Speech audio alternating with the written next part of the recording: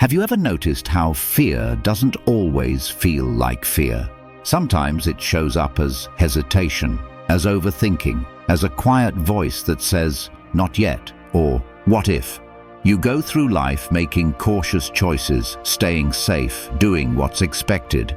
But beneath all that caution, something else is driving the wheel.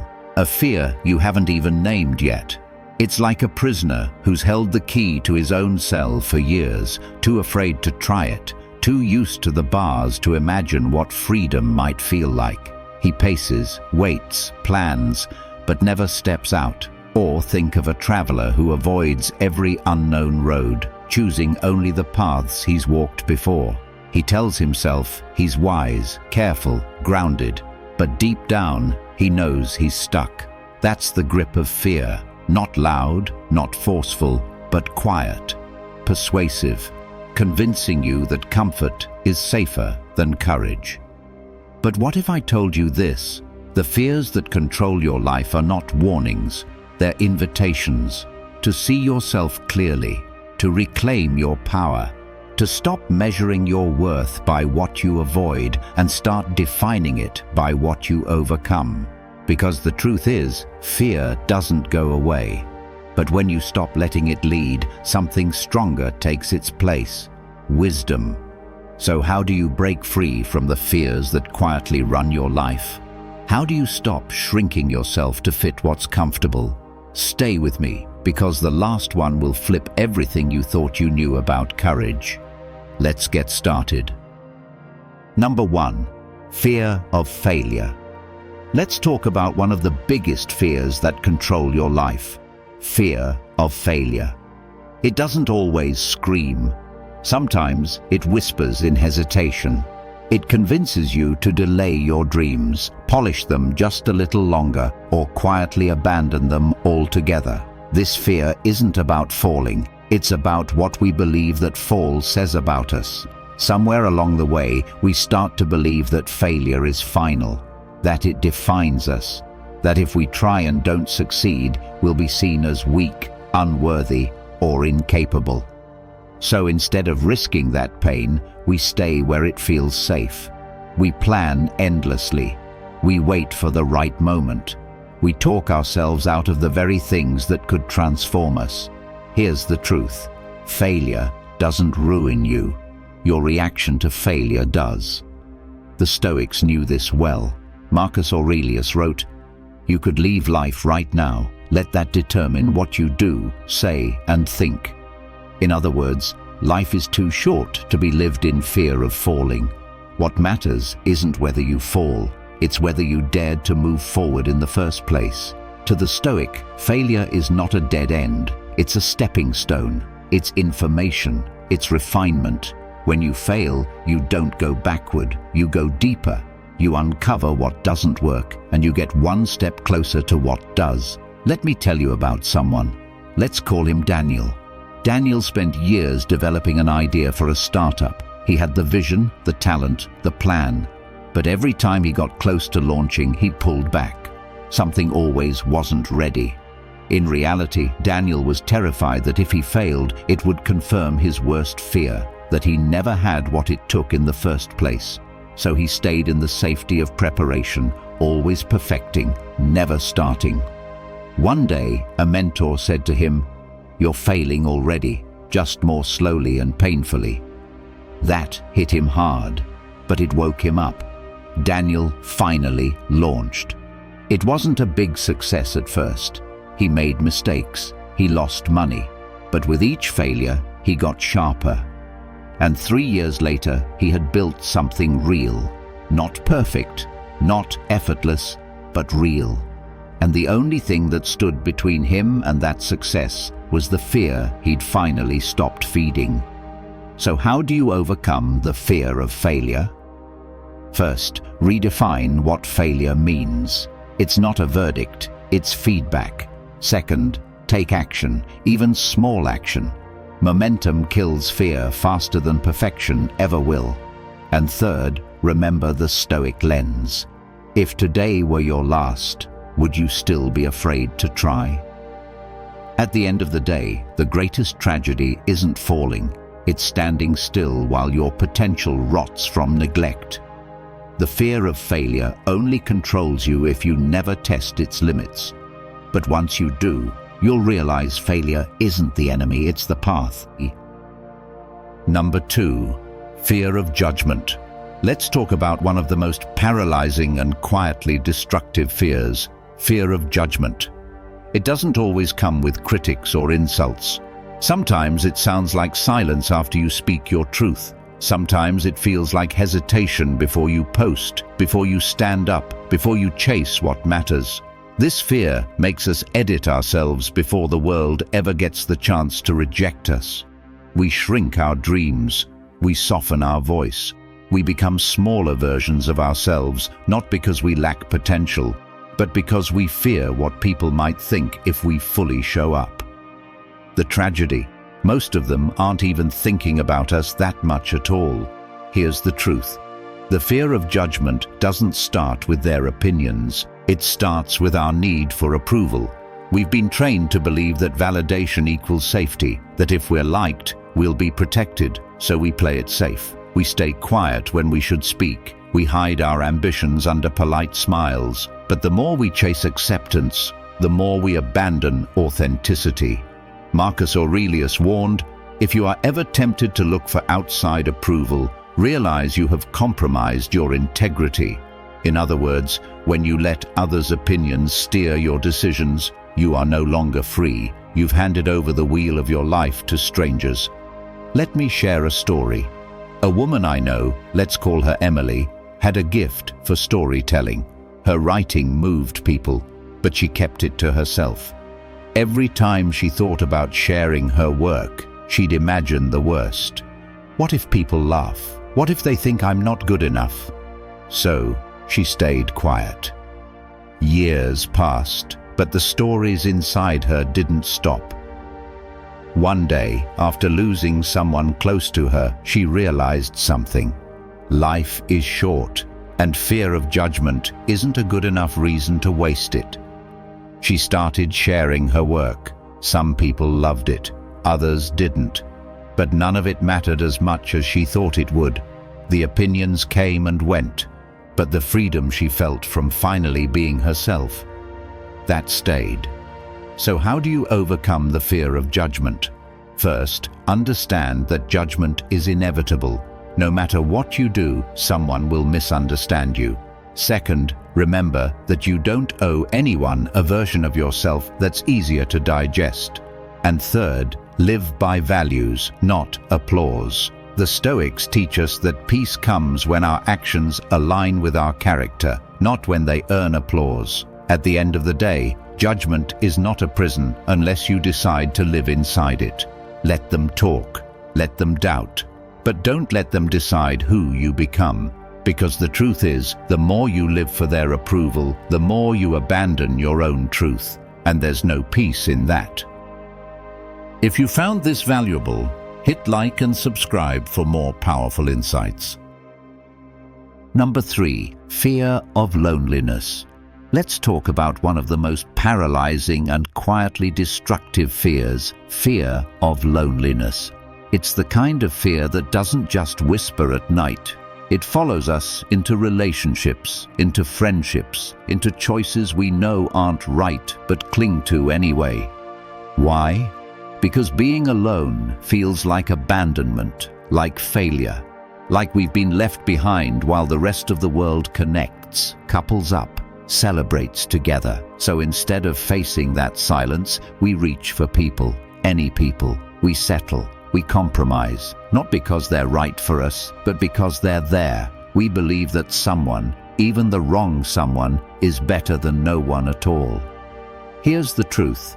Loneliness isn't cured by proximity. You can be surrounded and still feel empty. And solitude isn't the enemy.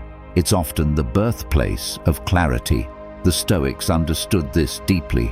Epictetus once said, "Be content with your own mind, and you will never be truly alone."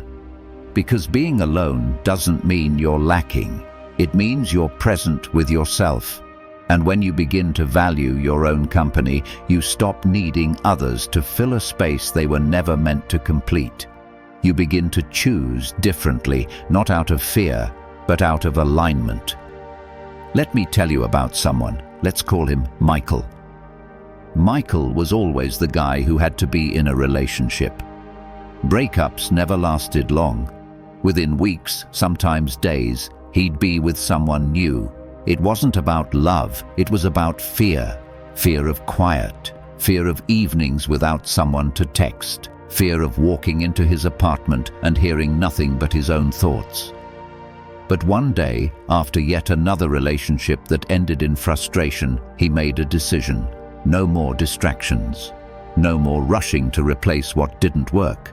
For the first time, he stayed single. The first few weeks were hard. The silence was heavy, but then something shifted. He started to hear himself again.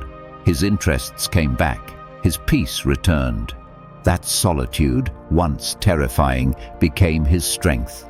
And when he did meet someone later, he wasn't choosing out of fear. He was choosing from a place of wholeness. So how do you overcome the fear of loneliness? First, redefine what solitude means. It's not punishment, it's presence. Second, use alone time to reconnect with yourself. The more you know and value who you are, the less you'll settle for who you're not meant to be with. And third, remember this: loneliness is temporary, but the consequences of choosing wrong people last far longer.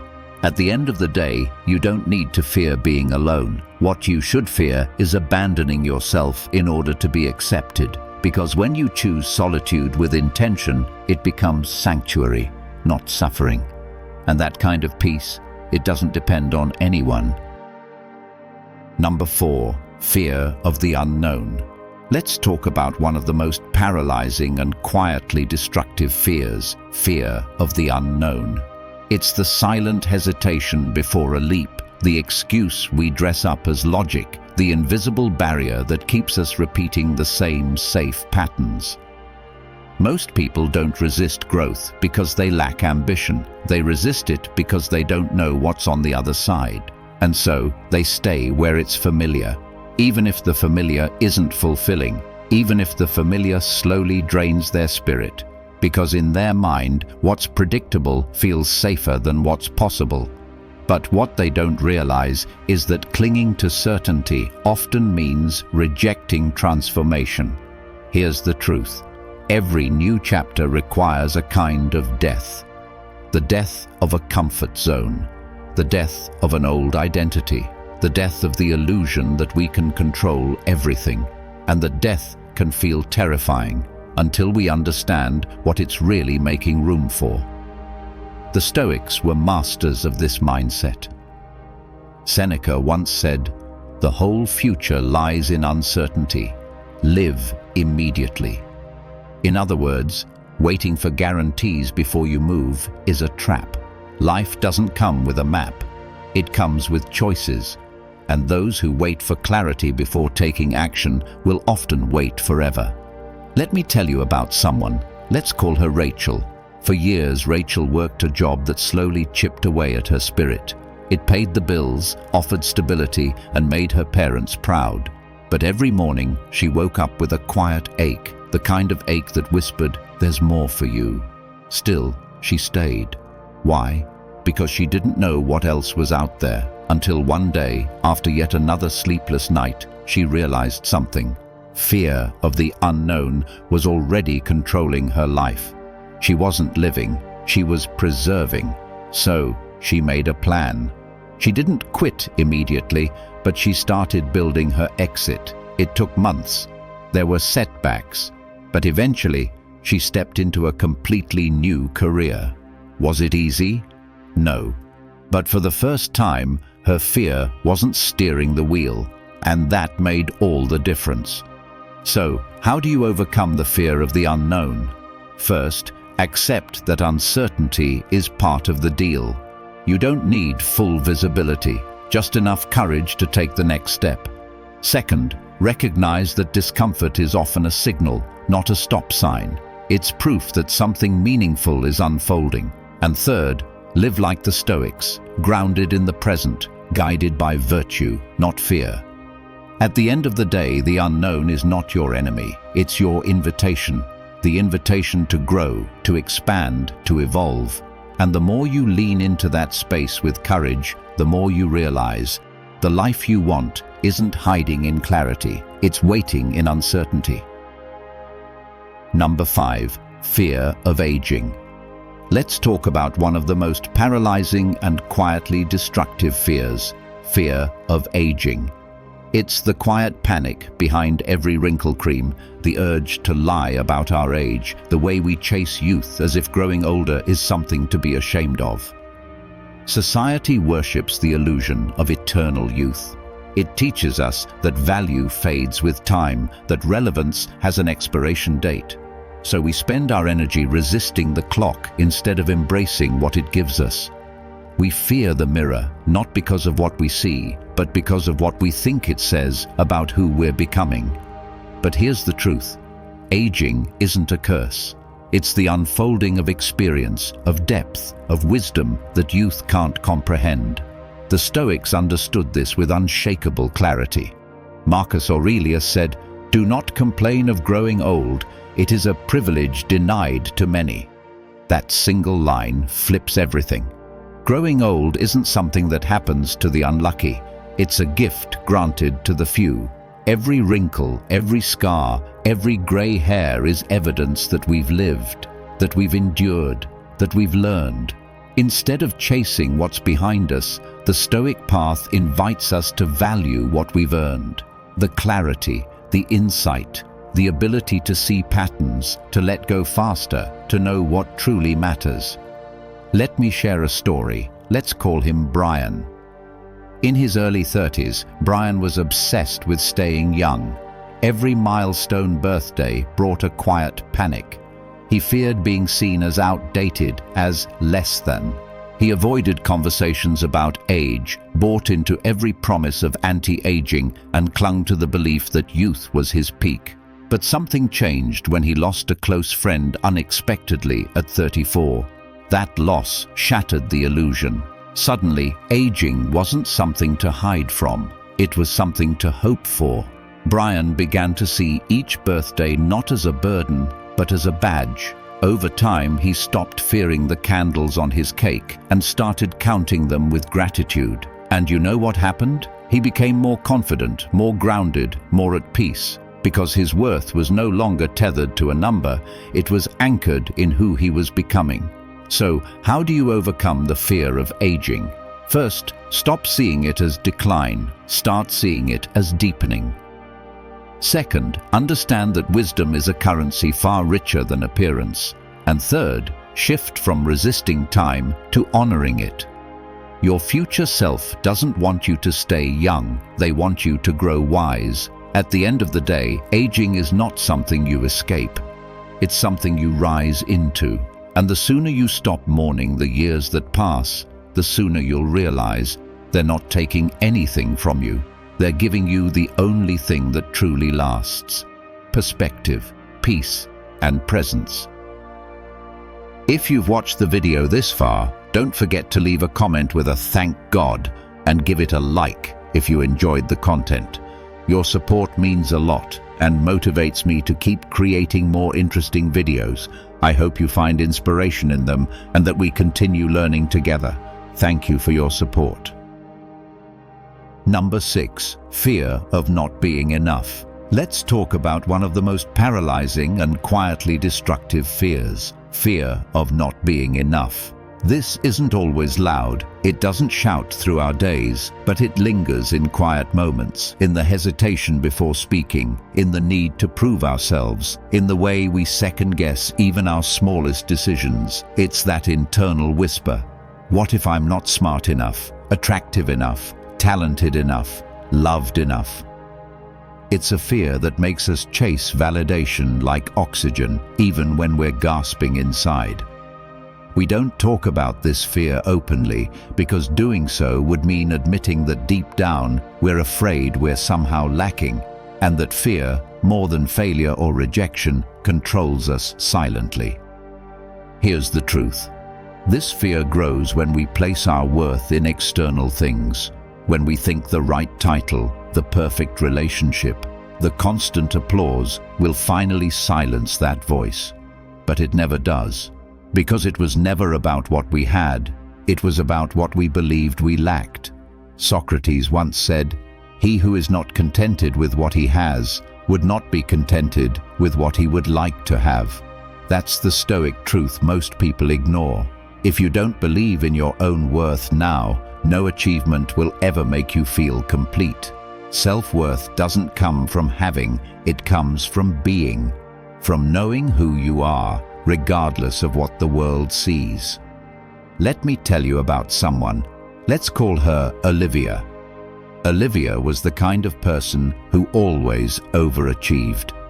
Valedictorian in school, fast-tracked in her career, admired by colleagues. But behind every success was a question she never escaped.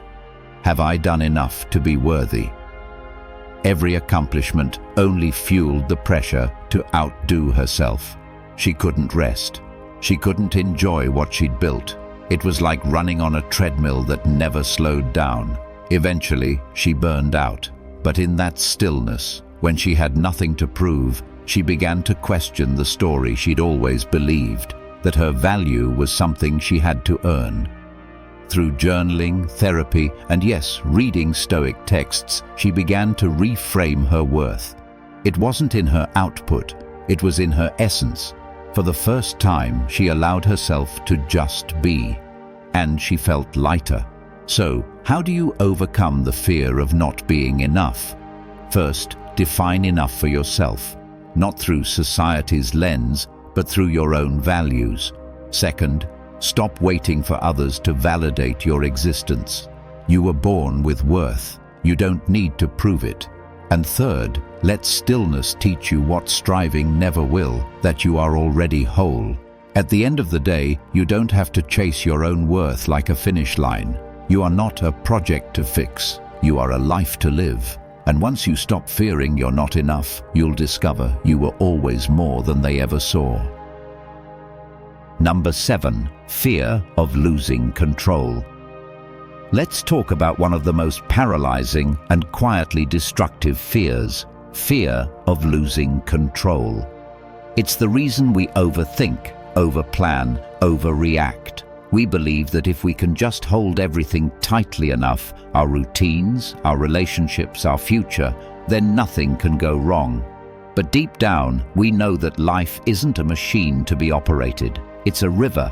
And the more we try to dam it up, the more pressure builds beneath the surface. We don't call it fear, we call it being prepared or responsible or staying on top of things. But when the smallest disruption sends us spiraling, it's not preparation, it's panic in disguise. Here's the truth, you're not in control of as much as you think. And that's not a weakness, it's a freedom. Epictetus said, "Make the best use of what is in your power and take the rest as it happens." That is the Stoic key to peace. Control what you can, your effort, your attitude, your choices. Let go of what you can't, the outcomes, other people's actions, the randomness of the world. When you try to manage everything, you carry the unbearable weight of the uncontrollable. But when you release that illusion, life becomes lighter. Not easier, but more aligned with reality. Let me tell you about someone. Let's call him Eric. Eric had to have everything perfect. His calendar was color-coded to the minute. His emails answered within the hour. His workouts, meals, even sleep were meticulously tracked. But when his company went through sudden layoffs, he was let go without warning. It shattered his world. Not because he didn't have savings, but because it proved how little control he really had. For weeks, he felt unmoored. Then, almost out of desperation, he started reading the Stoics. What struck him most wasn't about strength. It was about surrender. He realized he'd built his identity around control, not resilience. Slowly, he shifted his focus, from managing everything to mastering himself. He still planned, still worked hard, but now he didn't panic when plans unraveled, because he'd made peace with what wasn't his to hold. So, How do you overcome the fear of losing control? First, clarify the line between what's yours and what's not. Second, practice letting go. Start small. Let a text go unanswered. Allow a plan to shift. Watch what happens.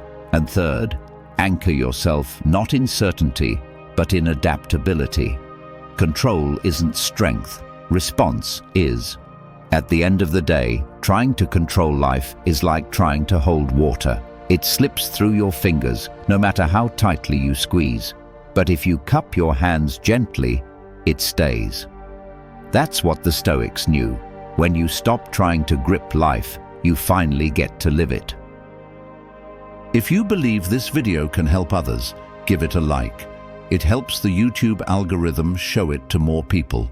And don't forget to subscribe for more awesome content coming your way. Share your thoughts in the comments. I will definitely reply.